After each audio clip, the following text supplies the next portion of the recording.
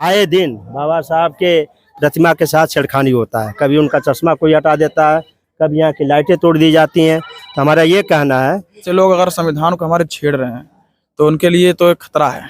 देखिए ये तो अगर देखा जाए तो ये देशद्रोह का है, ये देशद्रोह का पढ़ना चाहिए, क्योंकि देश ये जो लाइटें जो टूटी हुई एक दिन का तो काम नहीं है, वही तो मैं कह रहा कई हूं। दिनों का काम है। तो क्या वो अब तक क्यों मौन थी, ये जानना तो ये तो हमारा समाज का और बाबा साहब का बहुत बड़ा अपमान है। अल्टीमेटम ही तो दे रहा। ये अल्टीमेटम ही है।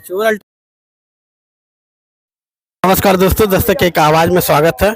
अभी जस्ट जैसा कि हम लोग देखें यहाँ पे लोग एकत्रित हुए हैं बाबा साहब की जो संविधान और जो चश्मा गायब हुआ उसको लेके। पर यहाँ पे और भी चीज़ें गायब हुई हैं जिसको अनदेखा नहीं किया जा सकता। जैसे कि यहाँ पे जैसे यहाँ लाइटें लगी हुई थी और लाइटें हर इनके चारों तरफ लगी हुई थी। देखिए एक भी लाइट यहाँ नज़र नहीं आ रही है फिलहाल, ठीक है। उसकी स्थिति तो गायब, वो तो बाबा साहब के साथ क्षतिग्रस्त की गई है, उनके साथ छिड़काने की। यहाँ पे जितनी भी किनारे किनारे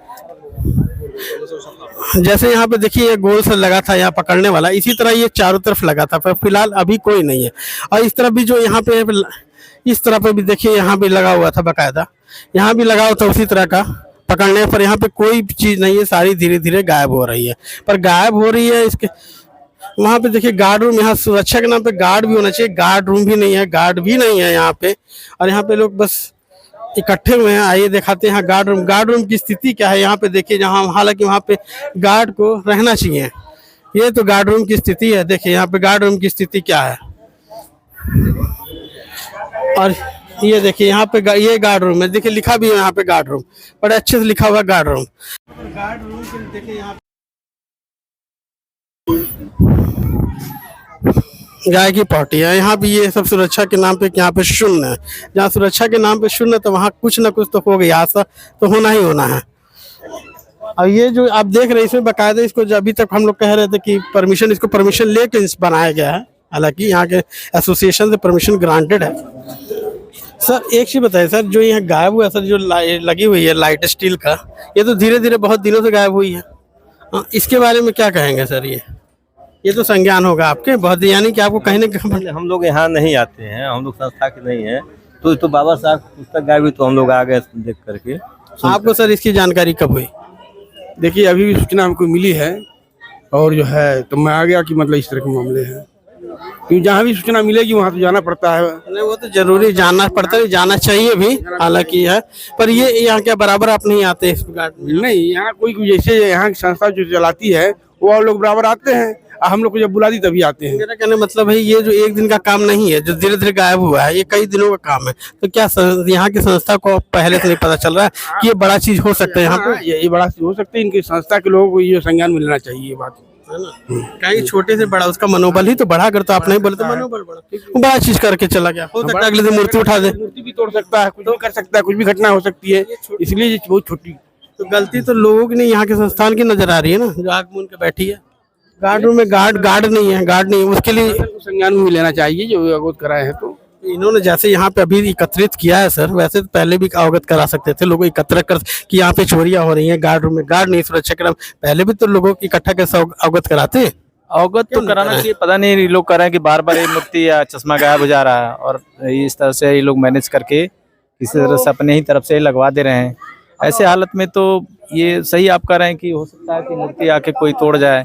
आज छोटी सी गलती किया है, कल बड़ी गलती करेगा, कल खंडित कर सकता है उस मूर्ति को। तो ये तो हमारा समाज का और बाबा साहब का बहुत बड़ा अपमान है। अल्टीमेटम ही तो दे रहा, ये अल्टीमेटम ही है। अल्टीमेटम दे रहा, हम तुम्हारे तोड़ेंगे, तुम करो जो भी हम करना हम करेंगे, आपको देखते हैं क्या कर लेते हैं। तो प्रशासन और हमारी संस्था जो संस्थाएं चलाती है उसकी जिम्मेदारी है कि इसकी अच्छे से सुनवाई करा के उसके विरुद्ध कार्रवाई कराने का प्रयास करें। सर अभी प्रशासन आई थी, प्रशासन से आप लोग की वार्तालाप भी हुई है, क्या आश्वासन दिया प्रशासन ने? देखिए प्रशासन ने आश्वासन दिया कि अभी 1 घंटे के अंदर जो भी यहाँ पे तोड़फोड़ हुआ है उसको वो ठीक करा देंगे, ठीक है। लेकिन हमारा ये कहना है कि जैसे यहाँ के सूत्रों से पता चला है कि आए दिन बाबा साहब के प्रतिमा के साथ छेड़खानी होता है, कभी उनका चश्मा कोई हटा देता है, कभी यहाँ की लाइटें तोड़ दी जाती हैं। तो हमारा ये कहना है कि जब ये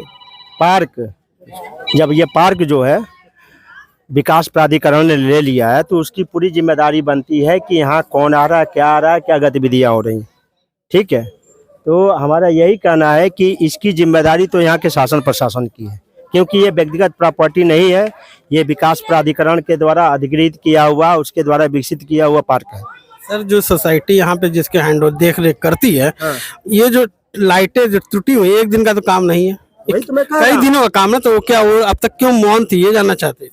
देखिए आप तो वो बात वही बताएंगे, ये तो विषय और ये बात वो बताएंगे, कहीं लेकिन ना कहीं ये बढ़ावा दिया उसको, हाँ, ये तो बोला तुमको तुम्हारे चीजों को ले जाएंगे, तोड़ेंगे, तुमको करना जो करो। निस्संदेह है कि ऐसे अराजक तत्वों का मनोबल इसीलिए बढ़ा है कि अगर जिस दिन से छोटा मोटा ये तोड़ फोड़ शुरू किए, अगर हम मतलब मजबूत से अगर उसका प्रतिकार किए रहते, अगर उसका हम लोग अगर विरोध किया गया रहता, शासन प्रशासन के संज्ञान में लाए रहते, तो ये आज नौबत नहीं आती कि हमारा संविधान ही गायब है।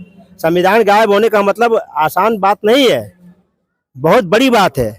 वो भारतीय संविधान का गायब होना ही दर्शा रहा है कि किस मानसिकता के लोगों ने ये कार्य किया है, जिनको संविधान पसंद नहीं है, जिनको संविधान के कानून पसंद नहीं है, जिनको बहुजनों के अधिकार पसंद नहीं है, ये उनका ये काम है।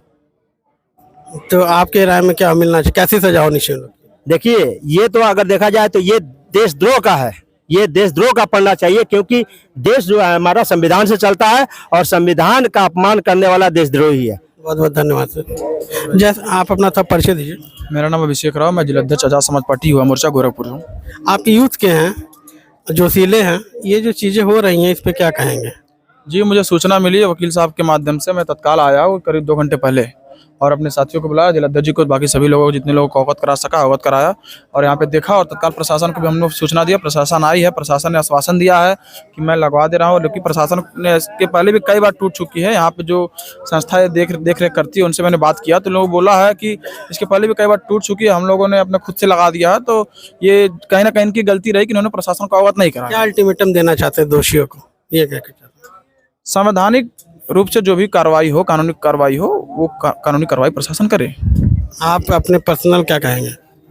मैं यही कहूँगा कि ऐसे लोगों को अब